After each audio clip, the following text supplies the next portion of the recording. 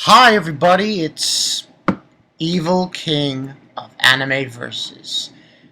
And as you can tell by the title, aka Bonkai 922, Evil King of Anime Versus, aka Bonkai 922, as you can tell by the title, this is Orphen versus Slayers debate. Alright, let's get into it. Anybody who wants to gain the points of the system that I explained in my other video I did a while back for this debate, all you need to do is, short comment, you know the story, long comment, you know the story, short comment, you get 2 points, long comment, you get 5 points, and if you do a video that's 5 minutes long, at least 5 minutes long, you will get 10 points. Now, I'm not, believe it or not, I am not going to support, what was I going to say? Yeah, I'm not going to support Slayers in this video. I'm actually going the other route. Yes. Yes, that is correct. I'm going the other route. I'm going to go with Orphen. People probably think I'm crazy when I say that. But yes. Now, when looking at both these series, you got to look at the really nuances about it. At first, I was going with Slayers, but after watching both shows, I realized something. There's a lot more conflict. I want to say conflict in Orphen. There's a lot more conflict. Orphen is a lot more darker than Slayers, I find to be. I find it a lot more darker than Slayers. At some point, you got to say, yeah, but Slayers has the spells. You hear them say it. You hear them say this. You hear them say it. However, I'm going to tell you on that regard, it's actually not true, because in Orphen, they do say things to create some sort of magic. For example, when Orphen doesn't say it, but his apprentice eventually says it, and he does say it here and there. They'll say, like, I call for the winds of the north, something along those lines. They use their voice. They don't say the spell, but they use their voice to project. Now, as far as the story is concerned, I'm going with Orphen because, like I said, it's darker. The plot is a lot more darker than Slayers was. I mean, Slayers, on behalf of Slayers, the way you look at it is this. There are a lot of twists and turns, with Rezo, the Red Priest. But now you think about it, you look at both shows, and there is something interesting to note. Both shows concern a dark sorcerer or sorceress. Because in Orphen, you've got Azali, who was corrupted. Not to the extent of how Rezo was corrupted, but she was corrupted. Corrupted for power. She wanted power and become one of the strongest, sorcerers around.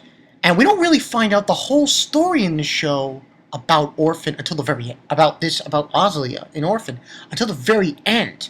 Now, that's one of the reasons why I'm going with Orphen. Because with Rezo, you look at it and Rezo's a good character and all, but the truth of the matter is all he wanted was his sight back. He was blind. He wanted to see and everything. And found out that the Shabernigdo was inside of him. So his thing was blindness. But Azali, she wanted power. That's what she really wanted in Orphen. Wanted power to and all this other stuff she wanted. She wanted power. And that's why she sought the Sword of Baltanders. Because she wanted power. She wanted the power to, if you see early on, the past of Azali and Orphen, you see the look on her eyes. As she's holding the sword and, she's, possessed. And she's totally out of her mind. And then she obviously becomes the Bloody August by, injecting that sword in her. So that's another reason why I'm going with Orphen, is because you look at the two. Don't get me wrong, Rezo, he's fucking awesome. He's fucking awesome. But I'm going with Orphen and Azali because I believe that Azali's just a little bit more darker than Rezo was. Because in the long run, Rezo, he was just trying to get his sight back. And Azali, she really wanted power. Of course, then you can argue, oh, yeah, what about, freaking, what's his face? The clone of Rezo. Well, that's different. But the real Rezo didn't want power. He just wanted his sight back. Moving right along, you look at it that way, and the plot, that's like I said, the plot-wise, story-wise, Orphan's just a little bit darker, and I feel that there's more relationships in Orphan than in Slayers. Slayers, it's dark, but not as dark as Orphan. Orphan was like, wow. Watching it, I just realized, especially the relationship between Orphan, Cleo, and Magic. Magic spelled as Magic. So yeah, it's just the whole relationship with the characters is so more developed. I mean, it's developed in Slayers, but Orphan is a whole different ballgame, my friends. The character development and interaction with characters is much more there. It's very psychological. I mean, Orphan's relationship with Hardia, with Childman, the whole bag is so much deeper than with Slayers, because Slayers, yeah, there's character development there, but not as much as in Orphan. So that's another reason why I'm going with Orphan here. There's a lot more. I feel there's a lot more character development. I really believe it is there. It is really there. You can tell by seeing as the episodes go along, especially towards the very end. Was phenomenal. The whole scene with him getting the sword of Baltanders, getting the other two artifacts, which, as you can see in this picture, as I'm talking, you see the bracelet he's holding. Getting them all together and using that to bring Ozzy back to her normal self, bring her out of the Bloody August and into her normal self. Now,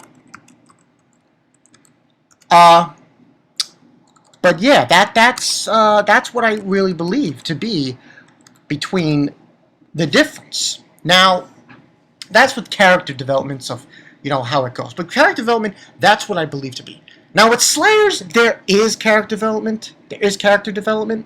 And cross-referencing with Slayers and Orphan, you could say there is, because there's a lot of people in there. Now, the whole thing with the magic spells and, Orphan can't, really, that's true. That's true. That's probably the only argument I think that people can make against Orphan. But then again, that's not really a big argument. You want to look at the whole picture. You want to look at the story. And the story is really deep with Orphan. It's really, really deep. And then you had the interaction with Killy. It's really there. It's there with Slayers, but not to this magnitude. Not to this magnitude. But there are obviously, there's some similarities between these two shows, though. Let's not forget about that. I mean, both shows are sorcerer, sorceress, same kind of bag. In both shows you got dragons. In both shows you got golems. I'm trying to think. I mean, in Orphan you got the wolfen and you got giant spiders and everything like that. But there are some similarities between the two shows. But like I said, the reason why I'm going with Orphan is the interaction between the characters. The story is so much more darker and deeper than Slayers. And I just believe that, after watching Orphan and seeing how much more traumatized he was when he eventually found out in the end, about that Ozzy was in Childman's body and Childman was in the Bloody August. It was really intense. That was like, wow. I mean, after watching that, I was like, gotta go with Orphan. I have to go with Orphan. Nothing against Slayers. Slayers is a great show. It's a great show. Now, if we're talking about magic spells and the fact, oh yeah, but Orphan he's only one person. I mean, everyone. All right, let's be honest here. It's true, the characters in Slayers, you look at like Zelgadis and Lena and Amelia. Okay, you got 3 people there that can use magic. That's true, but like I said, that is the only weakness I think a person who's going for Slayers can make against Orphan, I believe anyway, because that's the only thing. You got, like, in the group, you got 3 people who could do magic, and in an Orphan's group, all you have is himself and, okay, his apprentice and Cleo, who's supposedly his partner. So that's probably the only gripe people for Slayers can make on Orphan. But I mean, when you look at the fact that Orphan's got a deeper story, deeper plot, a very darker story than Slayers does. I mean, Slayers is dark, but it's not really there. Most of the time, you look at the ending of Slayers compared to Orphan, it's much more deeper. There's a lot more love and betrayal and all these different emotions going through with Orphan and Cleo and all the other characters that have been involved in this. There's that, and there's also the character development that is really out there. It's like, wow! Between all the different interactions between all the different characters who were involved in this whole situation. But yeah, that's all I really got for you guys. Like I said, you guys come into this channel, make an argument, comment below. I will count it, and we'll see how this goes. That's all I really got for you guys. That's my real argument here. That Orphan's got, it's